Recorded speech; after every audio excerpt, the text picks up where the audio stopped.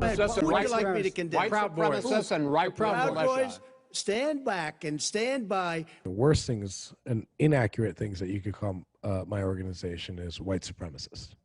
Yeah, now at 11, we're hearing from the leader, the national leader of the Proud Boys, about President Trump's remarks last night during the debate. And tonight, we are also hearing from an expert on hate groups about the president's response.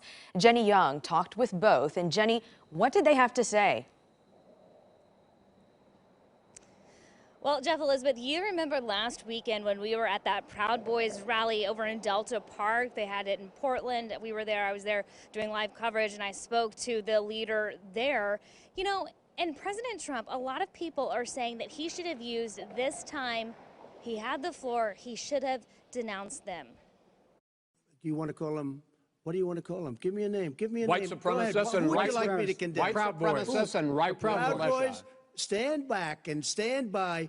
Many in President Trump's own party questioning why he didn't rebuke the Proud Boys when asked to condemn white supremacy groups during Tuesday's debate. This should be the easiest thing for any president to answer. White supremacy is bad. White supremacy hurts Americans. White supremacy is corrosive and has no place in my campaign. The end. Watchdog groups have labeled the Proud Boys Islamophobic, transphobic, and misogynistic, but others describe them as a man's drinking fraternity. They have chapters all over the world. They've been called anti-Semitic, but have a chapter in Israel. The worst things and inaccurate things that you could call my organization is white supremacist. The group's president, Enrique Tarrio, is Cuban and says they have members of all races. But Dr. Randy Blazak, who spent his career studying hate groups, says the Proud Boys are not a classic white supremacy group. It's more a nationalist group. It's a nationalist group that utilizes some of the tools that white supremacists have used, like xenophobia or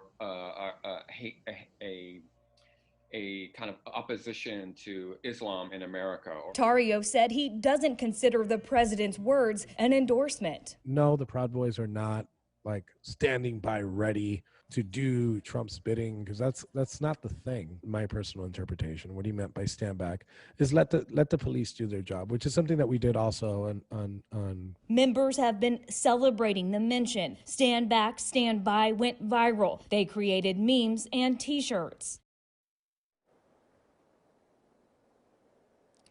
Okay, so those T-shirts they're actually being sold on Amazon, but today Amazon announced that they would be removing that merchandise. And that rally that we told you were at on the 26th, it did not get violent. It was relatively peaceful, only lasted a few hours, but Proud Boys have been arrested in the past at past rallies for violence. Reporting live tonight, Jenny Young, KOIN 6 News. Jenny, thanks.